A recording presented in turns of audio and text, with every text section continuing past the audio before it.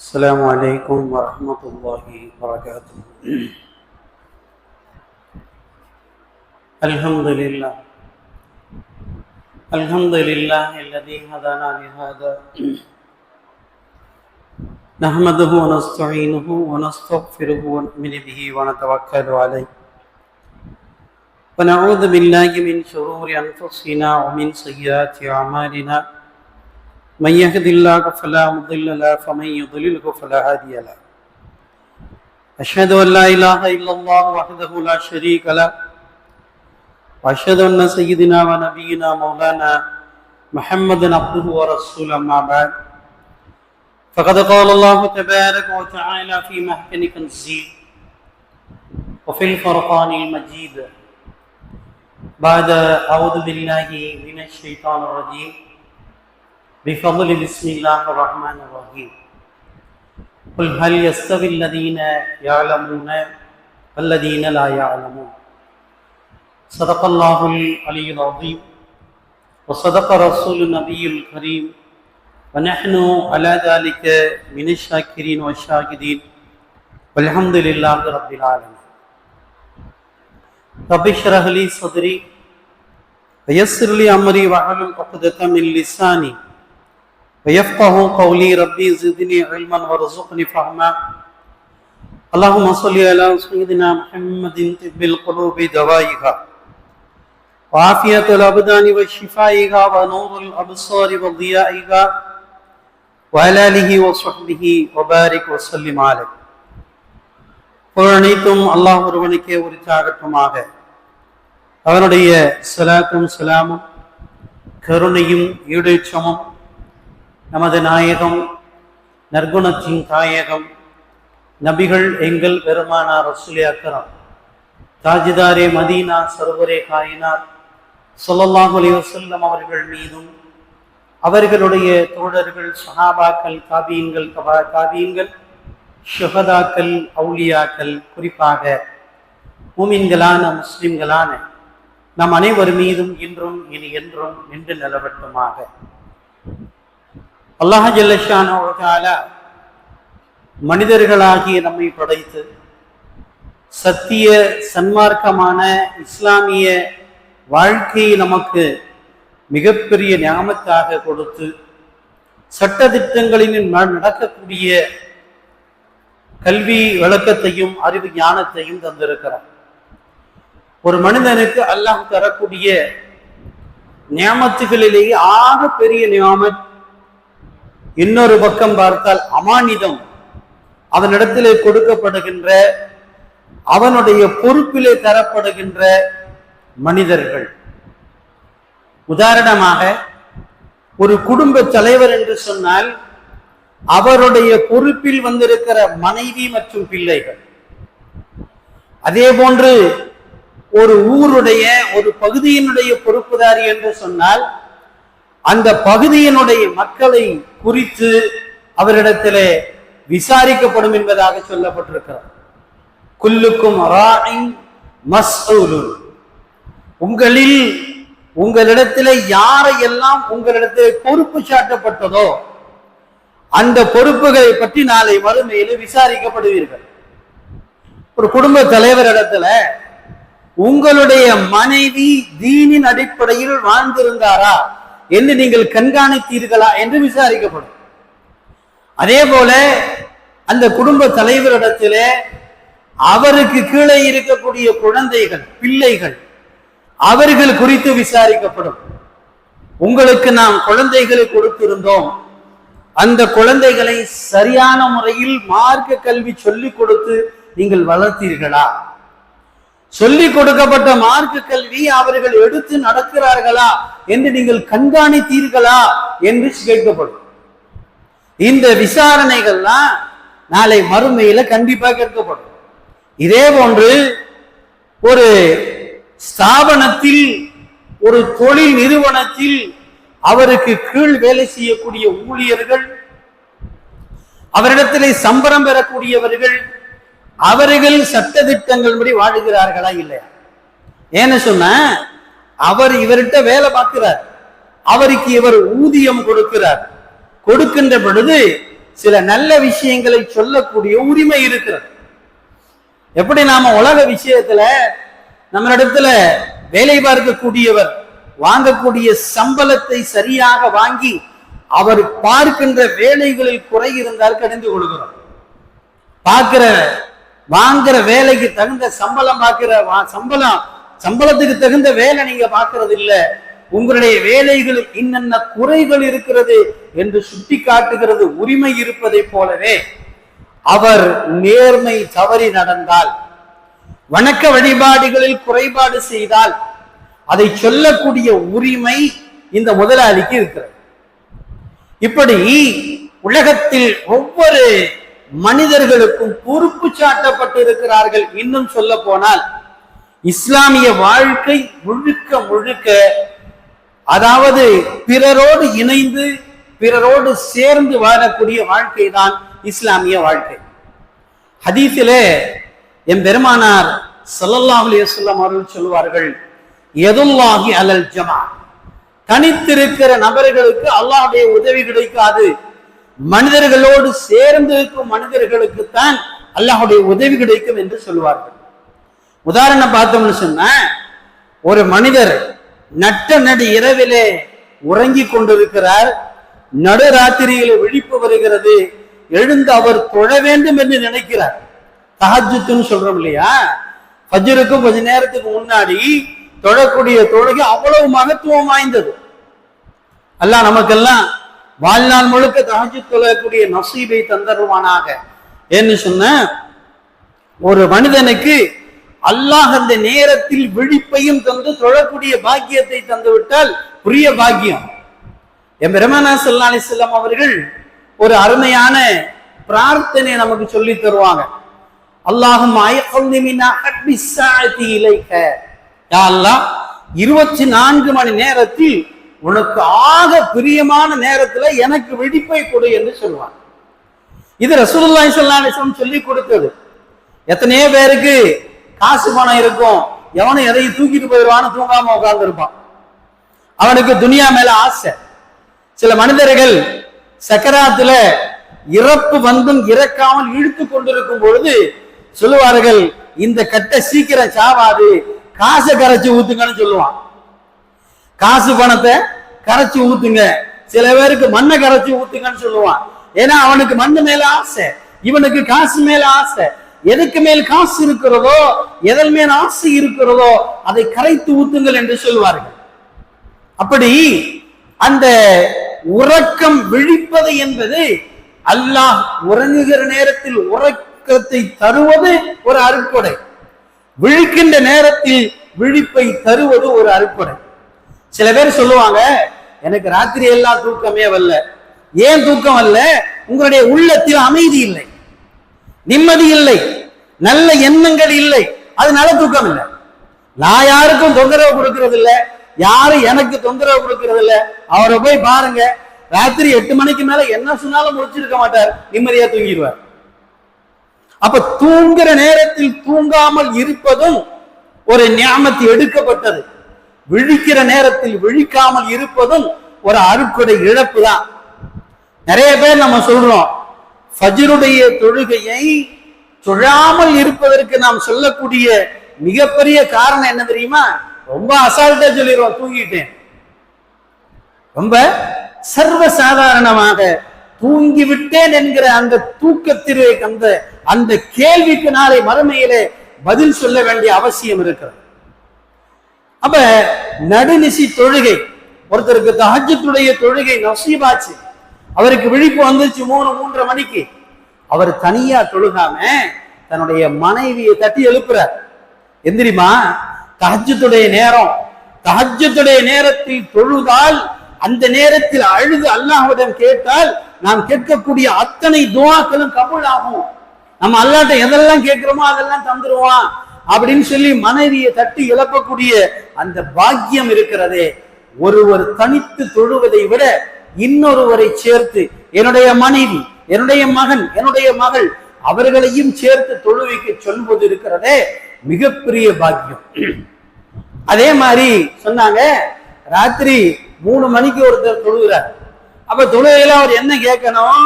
யாரெல்லாம் எனக்கு நிம்மதி கொடு, எனக்கு நேர்வழி காட்டுன்னு தானே கேட்கணும். ஆனா அவர் எப்படி கேட்கிறாரு? இஹ்தின ஸிராத்தல் முஸ்தகீம், யா அல்லாஹ் அகில உலகத்தில் இருக்கிற முஸ்லிம்களுக்கு நேர்வழியை காட்டுவாயாக. அப்ப இவருடைய துவாவில் எனக்குன்னு கேட்டார்னா அவர் துவா ரிஜெக்ட் ஆயிரும்.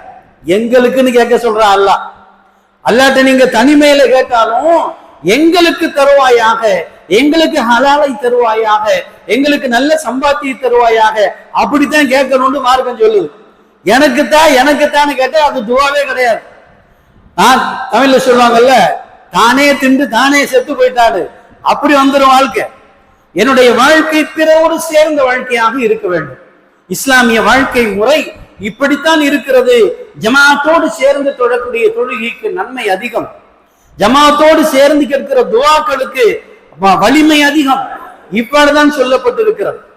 அப்ப நம்மிடத்திலே ஒப்படைக்கப்பட்டிருக்கிற மனிதர்களுக்கு நாம் கொடுக்கிற மார்க்க சம்பந்தப்பட்ட விளக்கங்கள் என்ன என்று நாளை மறுமையில கேட்பான். ஒரு கணவன் மனைவி இருக்கிறாங்க, கணவன் சம்பாதிப்பது அவர் மீது கடமை, கஸ்புல் ஹலால். ஒரு கணவன் என்ன செய்யணும்? ஹலாலான விஷயத்த சம்பாதிச்சு கொண்டு வந்து தன்னுடைய மனைவி மக்களுக்கு கொடுப்பது அந்த கணவன் மீது கடமை. ஹஜ்ரத் உமர் ரலியல்லாஹு அன்ஹு சொல்றாங்க, நான் பள்ளி வாசலில் அல்லாஹுடைய பள்ளியில உட்கார்ந்து தொழுது கொண்டிருப்பது போலவே கடை வீதியில் நான் சென்று என்னுடைய மனைவி மக்களுக்காக ஹலாலை சம்பாதிப்பதற்கும் என் உள்ளம் ஆசைப்படுகிறது. அப்ப ரெண்டுக்கும் ஒரே நன்மை. பள்ளி வாசலில் இருந்து தொழுகையை நிறைவேற்றி விட்டு அதுக்கு என்ன செஞ்சிடக்கூடாது? தொழுகையை தொழுவாம தட்டி விட்டு போறதல்ல, அல்லாஹுடைய கடமையை நிறைவேற்றி விட்டு ஹலாலை சம்பாதிப்பதற்கு சென்று சம்பாதிக்க வேண்டும் என்று சொல்கிறார். அப்ப கணவனும் மனைவியும் இருக்கிற குடும்பத்தில் கணவன் சம்பாதிப்பதற்காக வேண்டி சென்று விட்டால் மனைவி என்ன செய்யணும்? கணவனுடைய உடைமைகளையும் கணவனுடைய குழந்தைகளையும் கணவனுக்கு சொந்தமான தன்னுடைய கற்பையும் பாதுகாப்பது மனைவியுடைய கடமை. ஒரு சம்பவம் சொல்றாங்க. அதாவது ரபியா அப்படின்ற ஒருத்தர் கிட்டத்தட்ட உமையாக்களுடைய காலத்தில் ரசூலுல்லாஹி ஸல்லல்லாஹு அலைஹி வஸல்லம் அவர்களுடைய காலம் முடிந்து அதற்கு அடுத்து வந்த காலங்களில் ரபியா அப்படின்னு ஒருத்தர் என்ன செய்கிறாரு?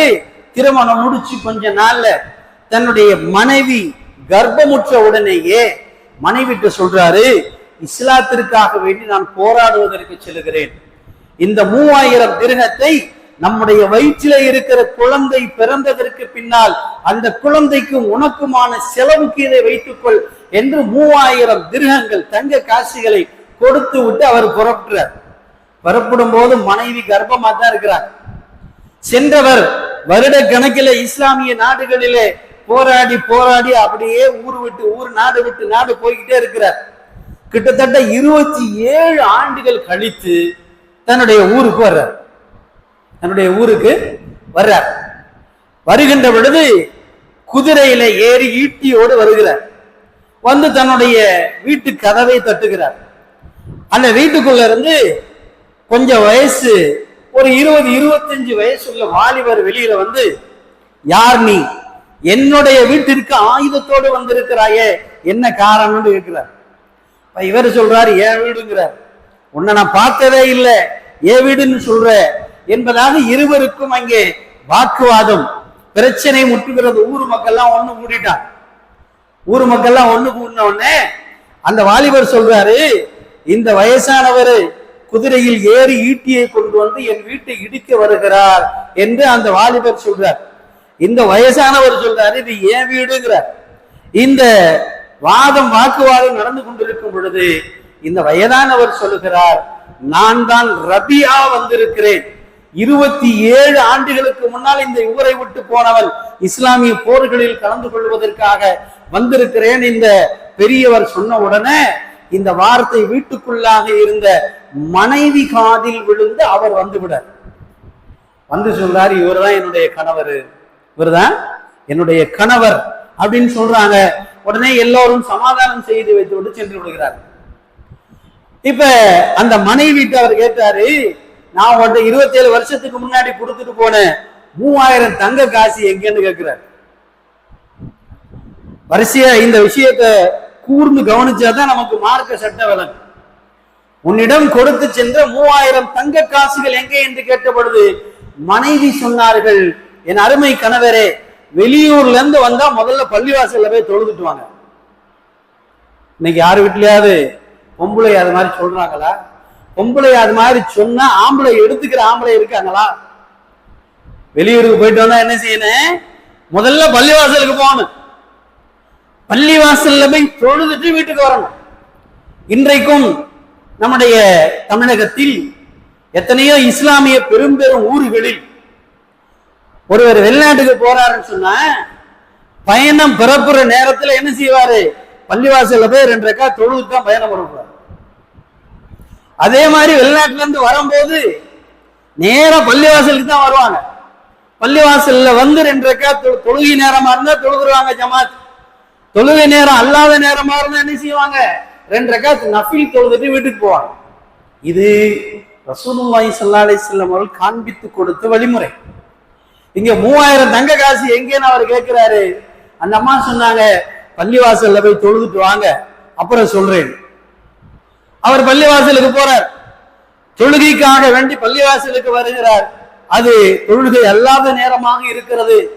பள்ளிவாசலுக்குள்ள ஏதோ பெரிய கூட்டம் உட்கார்ந்து இருக்கு, பயான் நடந்துகிட்டு இருக்கு. யாருன்னு தெரியல, யாரோ பயான் செய்யறாங்க. இவர் எல்லா தொழுகைக்கான தயாரிப்பெல்லாம் செஞ்சுட்டு ஒளிந்து கொண்டு அங்கே நடக்கக்கூடிய மார்க்க சொற்பொழிவு எல்லாம் கேட்கிறார். அப்பொழுது அங்கே வந்த ஒரு நபர்கிட்ட கேட்கிறாரு, இவ்வளவு பெரிய கம்பீரமாக பள்ளிவாசலுக்குள்ள இஸ்லாமிய தோற்றத்தோடு உட்கார்ந்து மார்க்க விஷயங்களை பேசிக்கிட்டு இருக்கிறாரே, அவர் யாருன்னு கேட்கிறார். அப்ப அதை சொன்னாங்க, அவர் உங்க மகன் தான் உள்ள உட்கார்ந்து இருக்காரு. யாருங்க? உங்க மகன் தான் உள்ள உட்கார்ந்து இருக்காரு அப்படின்னு சொன்னோன்னு அவருக்கு ரொம்ப சந்தோஷம். அப்படியே மிகுந்த சந்தோஷத்துல தொழுது விட்டு வீட்டிற்கு சென்று தன்னுடைய மனைவி இடத்துல பேசிக் கொண்டிருக்கிறார். அப்ப அந்த மனைவிட்ட சொன்னாரு, நான் பள்ளிவாசலுக்கு போனேன், அங்கே நம்முடைய மகன் எத்தனையோ பேரை உட்கார வச்சு மார்க்க சட்டங்கள் பேசிக் கொண்டிருக்கிறார், எனக்கு மிகுந்த சந்தோஷமாக இருக்கிறது. அப்ப அந்த மனைவி கேட்டாங்க, இப்ப உங்கள்ட்ட 2 கேள்வி நான் கேட்கிறேன். உங்களுடைய மகனுடைய இவ்வளவு பெரிய மார்க்க அந்தஸ்து வெற்றி இவர் உயர்ந்திருக்கிறாரே, அது முக்கியமா, இல்ல நீங்க ஏன்ட்ட கொடுத்துட்டு போனீங்களே இந்த 3000 தங்க காசு, அது முக்கியமானு கேட்டாங்க. அவர் சொன்னாரு, இல்ல இல்ல, அந்த 3000 தங்க காசை விட என் மகன் மார்க்க விஷயங்களில் தேர்ச்சி பெற்றிருப்பதுதான் முக்கியம் அப்படின்னு சொன்ன உடனே அந்த அம்மா சொன்னாங்க, நீங்க என்கிட்ட கொடுத்துட்டு போனீங்கல்ல 3000 தங்க காசு, அந்த தங்க காசுகளை நம்முடைய மகன் மார்க்க கல்வி கற்றுக்கொள்வதற்குத்தான் செலவழித்தேன் அப்படின்னு அந்த அம்மா சொன்ன உடனே அவர் சொன்னாரு, நீ சரியான முறையில் தான் செலவழித்திருக்கிறாய். இப்ப இங்க நம்ம கவனிக்க வேண்டிய நிறைய விஷயம் இருக்கு. கவனிக்க வேண்டியது நிறைய விஷயம். வீட்டு வாசல்ல இவ்வளவு பெரிய பிரச்சனை நடக்குது. முதல்ல அந்த பெண் வெளியில வரவே இல்லை. அந்த பெண் என்ன செய்யல? வெளியில வரவே இல்லை. நான் ரபியா வந்திருக்கிறேன் என்று சொன்னதற்கு பிறகுதான் என்ன செய்யுது? அந்த அம்மா வந்து என்னுடைய கணவர் வந்திருக்கிறார். இது நம்முடைய வீட்டு பொம்பளைகளுக்கு நாம சொல்லிக் கொடுக்க வேண்டிய விஷயம். பொசுக்குன்னு வெளியில வந்துட வேண்டியது. பாலுக்காரன்ட்ட 3/4 மணி நேரம் பேச வேண்டியது, காய்கறிக்காரன்ட்ட 1 மணி நேரம் பேச வேண்டியது. இதெல்லாம் நம்ம வீட்டு பெண்கள் இன்னைக்கு நடந்து கொண்டிருக்கிற நடைமுறை. இஸ்லாமிய வீட்டு பெண்ணுடைய சத்தம் வெளியில வரக்கூடாது. இஸ்லாமிய பெண்ணுடைய உருவத்தை அடுத்த ஆண் பார்க்க கூடாது. ஒரு பெண் இருந்தால் அந்த பெண்ணை பெற்ற தந்தை பார்க்கலாம், கணவர் பார்க்கலாம், சகோதரன் பார்க்கலாம், மகன் பார்க்கலாம். இன்னைக்கு அந்த 4 பேரை தவிர உலகத்தில் உள்ள எல்லாத்தையும் பேசுவாங்க. கேட்டா பேர் பாத்திமா, ஆயிஷா, அதீஜா, என்னங்க எல்லாம் பேர் இருக்கு. பேர் இருந்தா கோச்சிக்காதீங்க. இப்படித்தான் இன்னைக்கு நடைமுறை. அந்த பெண் தன்னுடைய கணவன் 27 ஆண்டுகள் கழித்து வந்த பொழுது கூட வீட்டை விட்டு வெளியில வரவில்லை. தன்னுடைய கணவருடைய பெயர் சப்தம் கேட்ட உடனே, ரபியா வந்திருக்கிறேன்னு சொன்ன உடனேதான் அந்த அம்மா வந்து சொன்னாங்க, அவர் என்னுடைய கணவர், இங்க வாக்குவாதம் தேவையில்லை. நாங்க முதல் விஷயம். 2வது விஷயம், அதை நான் ஏற்கனவே சொல்லிட்டேன். ஒரு ஆண் வீட்டை விட்டு வெளியில போனாலும் வீட்டுக்கு வந்தாலும் அவருடைய தொடர்பு எங்க இருக்கணும்? பள்ளிவாசல்ல இருக்கணும். அப்படி இல்லைன்னு சொன்னா வீட்டுல 1000 அல்ல, லட்சம் அல்ல, கோடி அல்ல, எவ்வளவு சம்பாதித்தாலும் வீட்டுல தர்த்திரியை தான் பிடிச்ச ஆட்டம், பரக்கத்து இருக்காது. வீட்டை விட்டு புறப்பட்டா பள்ளிக்கு போயிட்டு வெளியில போகணும் தொழுதுட்டு. அதே மாதிரி வெளியூர்ல இருந்து வீட்டுக்கு வந்தால் முதல்ல பள்ளியில வந்து தொழுதுட்டு வீட்டுக்கு போகணும். இது நபி ஸல்லல்லாஹு அலைஹி வஸல்லம் காமிச்சு கொடுத்த வழிமுறை. அந்த அம்மா சொன்னாங்க இல்லையா, நீங்க இத்தனை வருடமாக வெளியூர்ல இருந்து வந்திருக்கிறீர்கள், முதல்ல பள்ளிவாசல தொழுதுட்டு வீட்டுக்குள்ள வாங்க. இன்னைக்கு அதெல்லாம் சொல்ல மாட்டோம். என்ன சொல்லுவோம் தெரியுமா? என்ன கொண்டு வந்திருக்கிய, என்னங்க என்ன கொண்டு வந்திருக்கிய? ஐயா, நான் உயிருக்கு பயந்து இத்தனை ஆண்டு காலங்களாக 3 வருஷம் 5 வருஷம் வெளிநாட்டுல இருந்து பெரும் வியாதிகளை எல்லாம் கடந்து நோய்வாய்ப்பட்டு நொம்பலப்பட்டு நான் உயிரோடு வந்திருக்கிறேன். அஸ்ஸலாமு அலைக்கும் வாருங்கள் என்று சொல்வதற்கு எதுவுமே இல்லை. என்ன கொண்டு வந்திருக்கிற? கொண்டு வந்தா நீங்க புருஷன், இல்லாட்டி ஒண்ணுமே இல்லை. துனியா அப்படித்தானே இருக்கு. பொருட்களை தானே பார்க்கிறோம். என் கணவனை அல்லாஹ் சஹீ சலாமத்தாக உடல் ஆரோக்கியமாக கொண்டு வந்து சேர்த்து இருக்கிறார் என்று நினைப்பதற்கில்லை, அதற்கு நன்றி செலுத்துவதில்லை.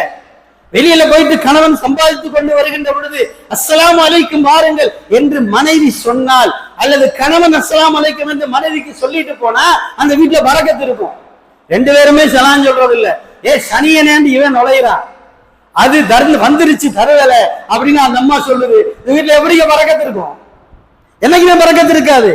வெளியிலிருந்து வரக்கூடியவர் மனைவியை பார்த்து சலாம் சொல்ல வேண்டும். மனைவி வலைக்கும் அஸ்ஸலாம் வாருங்கள் என்று சொல்ல வேண்டும். இன்னையில இருந்து பழகுங்க, இன்னையில இருந்து பழகுங்க.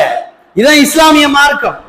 எந்த வீட்டில் பெண்கள் தனித்து இருக்கும் பொழுது, என்னுடைய மனைவியா இருக்கலாம், என்னுடைய மகளா இருக்கலாம், என்னுடைய மனைவியும் மகளும் தான் வீட்டுக்குள்ளே இருக்கிறார்கள், நான் அந்த வீட்டு கணவன் தான், அந்த பிள்ளைக்கு தகப்பேன், அவளுக்கு கணவன், அப்படி இருந்தாலும் கூட மார்க்க சொல்லுது அனுமதி கேட்டு செல்லுங்கள். அஸ்ஸலாமு அலைக்கும் என்று சொல்லி வலைக்கும் அஸ்ஸலாம் அவங்க சொன்ன அப்புறம் தான் போகணும். தமிழ்ல சொல்ற மாதிரி ஏதோ திறந்த வீட்டுல நுழைஞ்ச மாதிரி நுழைஞ்சா, திறந்த வீட்டுல பெண்கள் சில நேரத்தில் சுதந்திரமா இருப்பாங்க, தாயும் மகளும் தான் இருக்கிறார்கள், அவருடைய ஆடை கலந்து இருக்கலாம், தலையிலே சீலை இல்லாமல் இருக்கலாம். நீங்க பாட்டுக்கு திடீர்னு நுழைஞ்சீங்கல்ல, மலக்குமார் சபிச்சிருவாங்க. மலக்குமார் என்ன செய்வாங்க? சபிச்சிருவாங்க. இந்த கணவனையும் சபிச்சிருவாங்க, அந்த மனைவியும் சபிச்சிருவாங்க. அவர் வருகின்ற பொழுது அஸ்ஸலாமு அலைக்கும் என்று சொன்னால், அவர் சொல்லுகிற சலாம் மனைவிக்கு மட்டுமல்ல, வீட்டிலே இருக்கிற நூற்றுக்கணக்கான மலக்குமார்களுக்கும் சலாம் சொல்லுகிறார். அந்த நூற்றுக்கணக்கான மலக்குமார்களும் வலைக்கும் அஸ்ஸலாம் என்று சொன்னால் அந்த வீட்டுல பரக்கத்து இருக்குமா இருக்காதா? ஆனா என்ன சொல்றோம்? எதுவுமே சொல்றது இல்ல, சலாம் சொல்றது இல்ல, வெளியில வரும்போது தவக்கல் தலல்லாம் சொல்றது இல்ல, போயிட்டு வர்றேன் சைத்தானேங்கிறது, தொலை சைத்தானேன்னு அந்த மாதிரி சொல்றது. அப்ப வீட்டுல 365 என்னதான் இருக்கும்? தரித்திரியம் தானே இருக்கும். எப்படி பரக்கத்து இருக்கும்?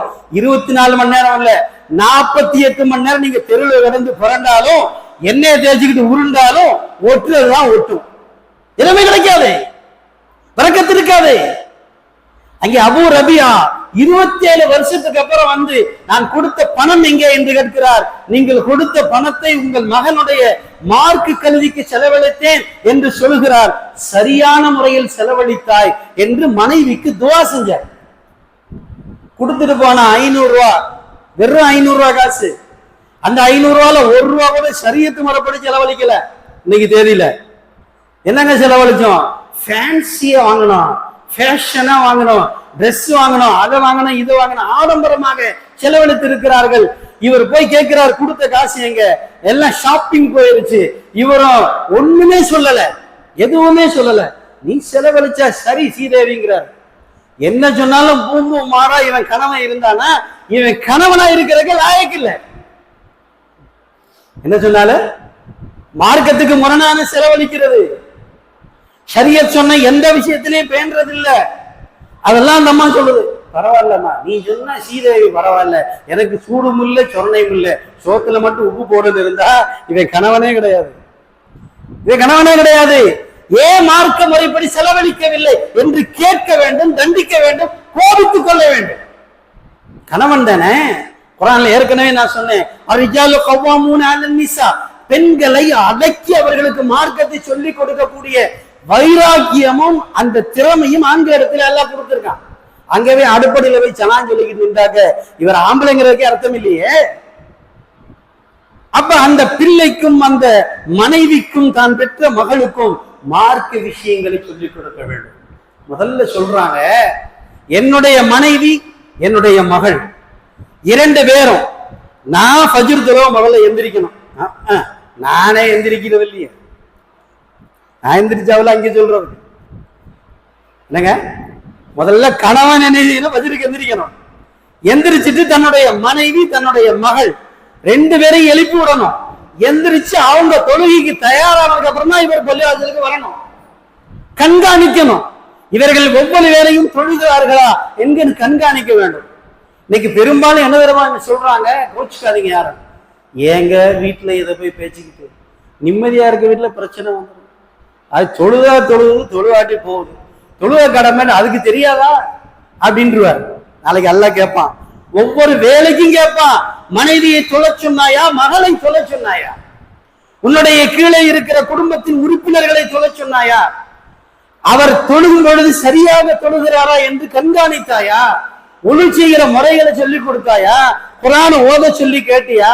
பெரிய வருத்தம் என்ன தெரியுமா, இன்றைக்கு திருமணம் முடித்து கொடுக்கக்கூடிய ஆண் பிள்ளைகளா இருந்தாலும் பெண் பிள்ளையா இருந்தாலும் சரி, ஆம்பளை பிள்ளைகிட்ட கேட்கறதே இல்லை குர்ஆன் ஓத தெரியுமான்னு.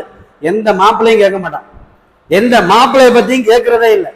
ஆனா மாப்பிள்ளை வீட்டுல இருந்து வந்து பொண்ணு வீட்டுல ஃபர்ஸ்ட் கேட்டவனே என்ன கேட்பாங்க தெரியுமா, பொண்ணு குர்ஆன் ஓதி இருக்கா அப்படின்னு கேட்பாங்க.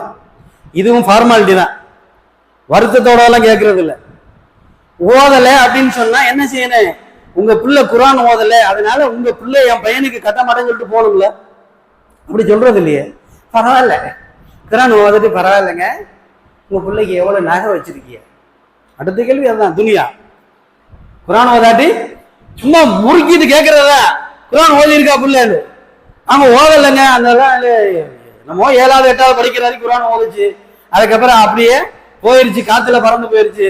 வியாழக்கிழமை சொல்லுவேன், ஏமா குர்ஆன் ஓதுன்னு, அதையும் எடுத்து வச்சுட்டு உட்கார்ந்துருக்க, ஓதுதான் என்னன்னு தெரியாது எனக்கு, அவ்வளவுதான் தெரியும். சரி அம்மாவுக்கு குர்ஆன் ஓத தெரியுமா, அம்மா அலந்தர கேட்ப வரைக்கும் ஓதுவாங்க. அம்மா எவ்வளவு ஓதுவாங்க, அம்மாவே அலந்தர கேட்ப ஓதுனா பிள்ளை எப்படி ஓது. ஒரு வருஷத்துக்கு ஆணா இருந்தாலும் பெண்ணா இருந்தாலும் ஒரு வருஷத்துக்கு 2 தடவை குர்ஆன அட்ட முடிக்கணுங்கிறாங்க. இப்ப நெஞ்சில கை வச்சு யோசிச்சுக்கோங்க, ஒவ்வொருத்தரும் இந்த ஊர்ல இருக்கிற ஆண்கள் பெண்கள் குழந்தைகள் அத்தனை பேரும் நெஞ்சில கை வச்சு குர்ஆனுடைய கடமையை நான் நிறைவேற்றி இருக்கிறானா இல்லையா அப்படின்னு யோசிச்சுட்டு, இல்லைன்னா என்ன செய்யணும், 4 துப்பு துப்பிக்கிற வேண்டியதான், வேற என்ன பண்றது. கடமைங்க. ஒரு வருஷத்துல எத்தனை தடவை முடிக்கணுமா, குர்ஆன 2 தடவை அட்ட ஓடணும். எல்லாத்தையும் பார்ப்போம், துனியாவில் உள்ள பலாபத்திர அத்தனையும் பார்ப்போம். குர்ஆன வீட்டுல அடுக்கி இருக்கும். வருஷத்துக்கு ஒரு வாட்டி 27 அன்னைக்கு எடுத்து தூசியை தொடச்சு வச்சிருவோம். 27 அன்னைக்கு தூசியை தொடச்சு வச்சிருவோம். அதனால யோசிங்க, நிறைய பேச வேண்டியது இருக்கு. இந்த வாரம் கூட எனக்கு என்ன வருத்தம் தெரியுமா, நான் ஆரம்பிக்கும் போது யாருமே இல்லை. இப்படிதான் நான் அடுத்த வாரம் சும்மா பயானே பண்ண மாட்டேன், தேவையில்லையே, செவத்துக்கா பேசணும். நானே இத்தனை வாரம் சொல்லிட்டு தானே இருக்கேன், 1 மணிக்கு வாங்க, நீங்க செவத்துக்கு பேசுங்க நாங்க வரோம்னா நான் பேச வேண்டிய அவசியமே இல்லையே. பேசாம நேரா குப்பா வரைக்கும் தொழு வச்சிருவோம். என்ன சொல்றியா, செய்வோமா சொல்லுங்க. அடுத்த வாரம் 1:30 மணிக்கு குப்பா வச்சிருவோம், தொழு வச்சிருவோம். வெட்டியா அதுக்கு பேசிக்கிட்டு செவத்துக்கும் ஜன்னலுக்கும் கதவுக்குமா பேசணும். நான் அந்த முடிவுக்கு வந்துட்டேன். இன்னைக்கு யாருமே இல்லாத வரைக்கும் பேசுறதே இல்லை. மலக்குமாருக்கு பேசுறதா, மலக்குமாரதான் நான் பேசுறதை கேட்டுட்டு 24 மணி நேரம் கேட்டுட்டு இருக்காரு. சரியா, இந்த முடிவு தான். அடுத்த வாரம் நீங்க என்ன நடவடிக்கை போங்கன்னு சொன்னா போயிடும், ஒன்றும் பிரச்சனை இல்லை. போங்கன்னு சொன்னா போயிடுவோம்.